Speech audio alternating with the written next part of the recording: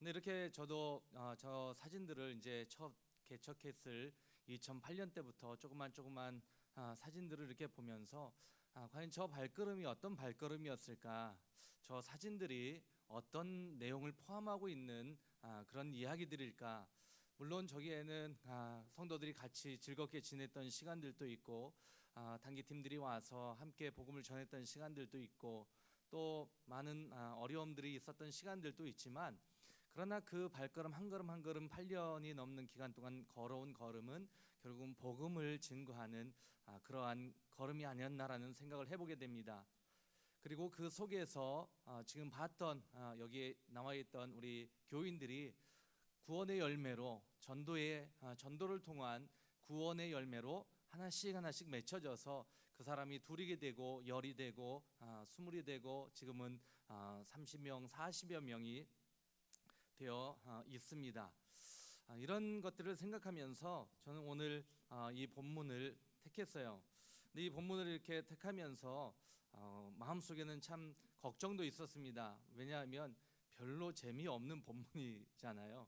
또 전도라는, 그 와봤더니 또 이렇게 성광교회 또 전도 축제가 바로 눈앞에 있어서 목사님한테 열심히 들으셨을 텐데, 또 선교사가 오니까 또 전도 얘기 또 한다, 이런 얘기가 혹시 없을까 하는 그런 두려움도, 걱정의 마음도 있지만, 그러나 반드시 우리가 깨닫고 또 우리 마음 가운데 깊이 새겨야 될 것이 어떤 건가라는 것을 생각하다가 이 본문을 가지고 함께 은혜를 나누고자 했습니다.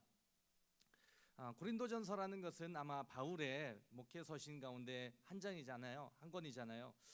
바울이 복음을 증거하고 그의 목회 서신을 많이 썼습니다.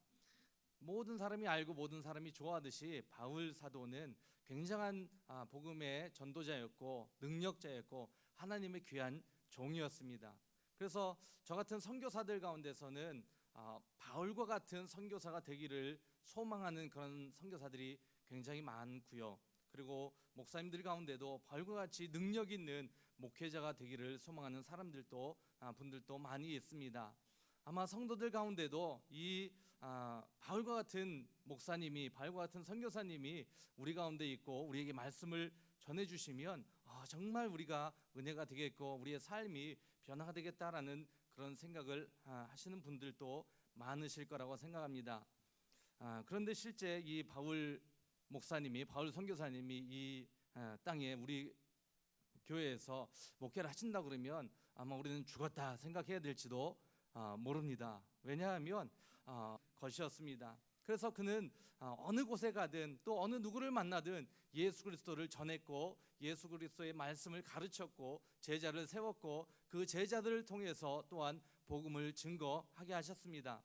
바울 주변에는 많은 사람들이 있었고 그 사람들이 바울을 통해서 복음을 듣고 하나님의 사람으로 변화되고 또 주의 사역자로 변화돼서 때로는 에바브로디도처럼 죽기까지, 거의 죽을 그런 상황에 이르기까지 같이 헌신해서 살아가는 것을 보게 됩니다. 그렇듯이 이 바울 사도의 모든 것에 관심은 바로 복음을 증거하는 거였습니다.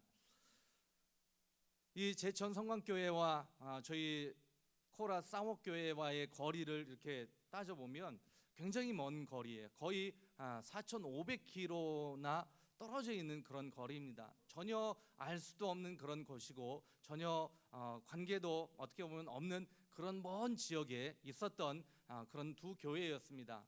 그러나 복음이라는, 그리고 선교라는, 하나님의 말씀을 전한다라는, 그래서 영혼을 구원하겠다라는 그 하나의 마음을 가지고 이 두 교회가 어찌 보면 하나의 교회로, 하나의 마음으로, 그리고 저 땅 죽어가는 영혼들, 불교라는 95%가 불교도인 그 땅을 위해서 기도하는, 그리고 저같이 선교사를 보내서 또 그곳에 영혼을 구원하도록 한 그런 관계를 맺어 주셨습니다. 여러분들, 오늘 이 말씀을 이렇게 보면서 저는 그런 생각을 해봤습니다.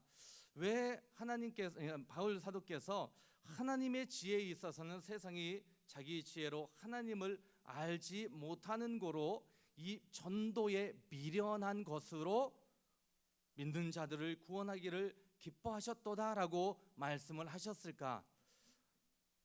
이 고린도전서에 보면 지혜라는 말이 굉장히 많이 나옵니다.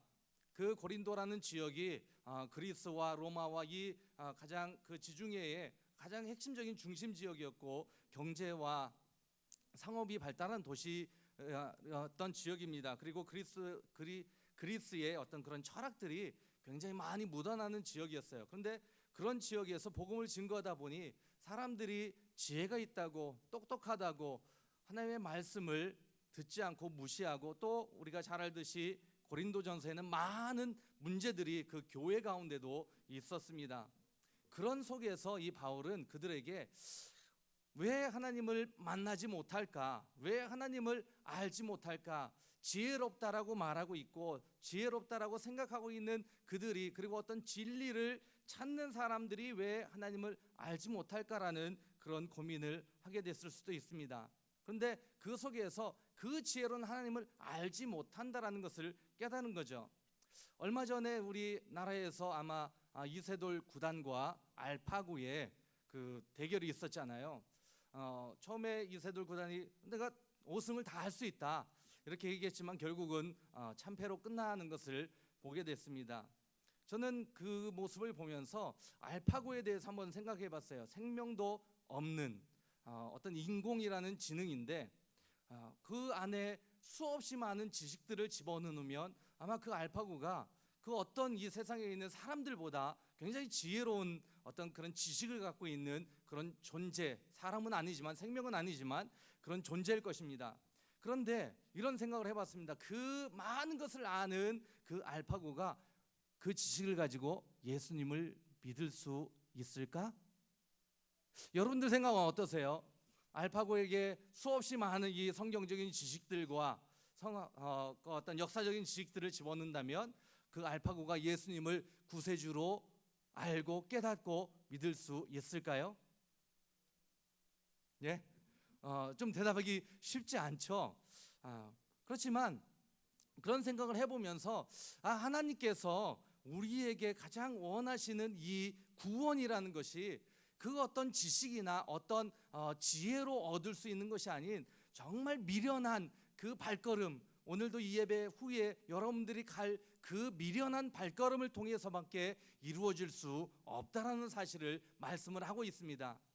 제가 태국에 들어갈 때도 저는 저희 여기 와 있는 저 아들이 이제 돌이 지나자마자, 그리고 뱃속에는 7개월 된 제 둘째 딸이 같이 네 사람이 들어갔습니다. 8년이 지난 후에 저는 미련하게 그 알지 못하는 곳에 들어가서 한 사람 한 사람 전도하기 시작한 것이 8년이 지난 후에 40명이라는 사람들의 열매를 맺고 있습니다. 제가 그렇게 맺었다는 걸 자랑하고 싶은 것이 아니라 하나님께서는 말도 잘 못하고 태국말, 지금도 저희 여기 우리 청년들 와 있지만 한국말 잘해요. 그래서 제가 혹시라도 여기서 거짓말하면 다 이렇게 다 알아듣거든요. 그래서 거짓말도 못합니다. 없는 얘기 갖다가 할 수도 없어요. 여기 잘하기 때문에. 그런데 그렇게 가서 한 걸음 한 걸음 복음이라는 하나님을 싫어하는, 예수 그리스도를 싫어하는 서양 귀신이라고 기독교를 생각하고 있는 그 땅에 가서 예수님을 전하고 예수의 말씀을 전하고 예수님의 말씀을 가지고 가르치고 했을 때 한 사람 한 사람이 돌아오는 것을 보게 됐습니다. 지금 저희 교회 가장 나이 많으신 분은 80세가 되신 분이에요. 저희 교회가 8년 됐으니까 80세가 되신 분이 예수님을 믿어도 70이 훨씬 넘어서 예수 그리스도를 믿었다는 거죠. 70년 동안 불교라는 곳에 가서 절고 빌하고 수없이 많은 그 돈들과 재물들과 이런 걸 갖다 바치셨던 분이 70세가 넘어서 예수님 앞에 찾아와서 그 뒤로 거의 교회를 빠지지 않고 교회에 다니고 있습니다. 하나님 앞에 무릎을 꿇고 있어요. 저희 교회가 3층인데 계단밖에 없습니다. 무릎 이렇게 꿇고 정말 허리 잡고 허리를 구부리고 걸어서 올라갔다 내려갔다 하는 거 보면 제가 참 안타까워요. 아이고, 제가 찾아가서 예배를 드리는 게 더 좋을 것 같은데, 그런데도 불구하고 그분은 예수 그리스도를 안 것이, 자기가 70세에 돼서 예수 그리스도를 알고 믿은 것이, 그래서 구원을 받는다는 것이 너무나 감격해서 그는 비 오는 날 따지지 않고 주님 앞에 나아가고 있습니다. 여러분들 이것이 전도의 미련한 것이고, 이 전도의 미련한 것으로 하나님은 많은 사람들을 구원하길 원하셨다라는 사실입니다. 여러분들 40년이라는 이 성광교회의 역사를 보면 마찬가지일 거라고 생각을 해요. 처음에 이 성광교회 시작할 때 100명이 있었습니까? 아닐 겁니다. 10명이 있었습니까? 아마 한두 사람 아니면 목사님 한 분이 처음에 기도하고 시작하셨을 거예요. 그런데 이 40년 기간 동안 이 성광교회가 지금에 이르기까지 얼마나 많은 영혼들을 구원했는지, 그리고 더불어 또 앞으로 이 성광교회가 얼마나 많은 영혼들을 구원해낼지, 그리고 그 모습을 보면서 하나님이 또 얼마나 기뻐하실지라는 것을 우리는 생각을 해야 됩니다. 여러분들 교회에 다니는 것이 단지 우리의 육신의 편안함을 위해서는 아닐 거라고 생각합니다. 우리가 만일 그렇게 살기를 원한다면 아마 교회에 다니지 않고도 편안히 살 수 있을 거예요. 그러나 하나님이 우리에게 가장 원하시는 것, 제가 많은 말씀 가운데 하나님께서 우리에게 가장 원하시는 것이 무엇일까? 그거는 예수님을 보내신 그런 목적이었는데, 마가복음 1장 38절에 예수님은 분명히 말씀을 하고 계십니다. 우리가 저 마을로 가서도 전도를 하자. 내가 이 일을 위하여 왔노라 라고 말씀을 하셨어요. 우리가 이 교회의 발걸음이 우리의 육신의 편안함이나 마음의 평안이나 기쁨이나 이것을 위해서 이 자리에 있다 그런다면 우리는 그 예수님께서 이 땅에 오신 이유를 모르는 것이죠. 예수님께서 십자가에 돌아가시고 3일 만에 부활하셔서 제자들을 찾아와서 하신 말씀이 있습니다. 요한복음 20장 19절에서 23절의 말씀을 이렇게 보면, 그 떨고 있는 제자들 방에서 우리가 나가면 죽을 거야. 예수님이 붙잡히셔서 십자가에 당하시는 거 보니까 우리도 나가면 죽게 될 것 같아. 절대 나가지 말자 하면서 제자들끼리 모여서 지금 떨고 있는 그 방에 찾아오셔서 평안히 있을지어다 말씀하시며 이렇게 말씀하셨습니다. 이 말씀을 하시고 손과 옆구리를 보이시니 제자들이 주를 보고 기뻐하더라. 예수께서 가라사대 너희에게 평안이 있을지어다. 아버지께서 나를 보내신 것 같이 나도 너희를 보내노라. 이 말씀을 하시고 저희를 향하사 숨을 내쉬며 가라사대 성령을 받으라. 너희가 네 죄든지 사하면 사여질 것이요 네 죄든지 그대로 두면 그대로 있으리라 하시니라. 할렐루야. 여러분들, 우리는 이 능력을 받은 사람입니다. 만약에 이문기란 한 사람이 예수님을 믿고 그냥 하나님 앞에 열심히 살자라고 살았다면 태국에 있는 40여 명의 영혼들은 그냥 죽어야 될 영혼들이었을 것입니다. 그러나 한 걸음이 하나님 앞에 순종하고 나아갔을 때, 그리고 이 말씀처럼 내가 네 죄든지 사하면 사여질 것이라는 그 능력의 말씀을 들고 나아갔을 때 죽어가야 될 영혼, 지옥에 떨어져야 될 그 많은 영혼들이 하나님 앞에 나오는 귀한 은혜가 있었습니다. 그리고 그들을 통하여 또 하나님께서는 더 많은 영혼들을 구원하실 것입니다. 저는 오늘 여러분에게 미련한 사람들이 되기를 권유합니다. 이 세상은 우리가 지혜롭게 되기를 원하고 지혜로운 사람을 칭찬하지만, 그러나 사실 주님 앞에서는 미련한 사람이 지혜로운 사람이라고 말씀을 하고 있습니다. 오늘도 하나님의 지혜, 그 하나님의 지혜가 어떤 것인지 우리는 다 알고 있어요. 하나님의 지혜가 어떤 길인지 우리는 알고 있습니다. 하나님의 길이, 하나님이 원하시는 것이, 그리고 하나님이 축복하는 사람이 어떤 사람인지 알고 있습니다. 그런데 우리는 세상의 지혜에 아직도 물들어 있습니다. 여러분, 오늘 우리 같이 미련한 사람이 됐으면 좋겠습니다. 그 미련한 사람은 세상이 아무리 뭐라 할지라도 이 하나님의 지혜를 전하는 사람입니다. 하나님의 복음을 전하는 사람이고 영혼을 구원하는 사람입니다. 여러분들,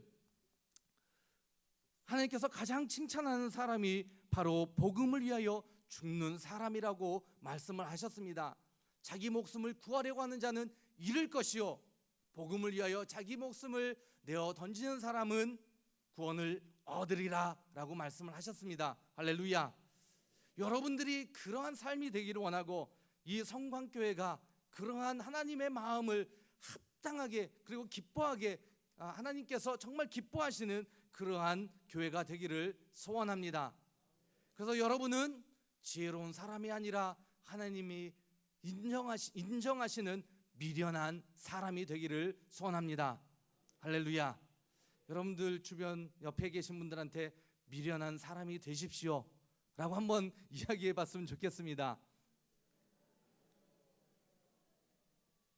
아멘. 예, 상당히 이상하죠. 미련한 사람이 데려가니까. 그런데 여러분, 그 미련함이 바로 하나님 앞에 지혜이고 그 미련한 사람이 하나님이 기뻐하는 사람이고 그렇게 미련한 교회가 하나님이 기뻐하시는 교회고 저는 그래서 이 성광교회가 하나님이 기뻐하시는 교회가 아닌가 생각을 합니다. 아멘. 그리고 더 많은 교회들을 세워가고 있는 이 교회에 하나님께서 함께 하실 것을 믿습니다. 저는 태국에 있지만 이 교회 하는 사역들을 계속 관심 있게 보고 있습니다. 그리고 함께 기도합니다. 아프리카의 교회가 세워지고 필리핀의 교회가 세워지고 태국의 사람들이 영혼들이 돌아오고 더불어 이 제천에 또 이 성광교회에 제가 2004년도에 처음 왔었던 것 4년이었나요 목사님? 3년이었나요? 2013년? 2013년도에 처음 왔을 때의 그런 성도들의 숫자와 성도들의 모습과 지금의 모습은 너무나 많이 다른 것을 보게 됩니다. 그것이 하나님이 이 교회를 기뻐하는 것이고 여러분들을 기뻐하는 것이고 여러분들의 삶을 축복하는 것이 아닌가 믿습니다. 할렐루야. 오늘은 제가 이 미련한 것이 어떤 열매를 맺었는지 그리고 그것을 통해서 하나님을 찬양하기를 소원합니다. 우리 학생들이 5명이 왔습니다. 한 사람은 저희 아들이고 제 아들이고 다른 친구들은 우리 귀한 태국에 구원받은 영혼들입니다. 저 네 친구가 다 예수님을 처음 믿는 그런 사람들이에요. 그런 친구들이에요. 어떤 친구는 4년, 3년, 가장 짧은 친구가 이제 1년이 되어져 가고 있습니다. 왜 하나님께서는 저들을 부르셔서 하나님의 사람으로 삼으셨을까? 저는 그것이 가장 하나님께서 원하는 일이 아니었나라고 생각을 합니다. 그래서 오늘 저는 저들을 하나님 앞에 증거로 또 여러분들 앞에 어떤 구원의 선교의 열매로 하나님을 같이 찬양하길 소원합니다. 우리 친구들 나와주세요. 전갑. 네.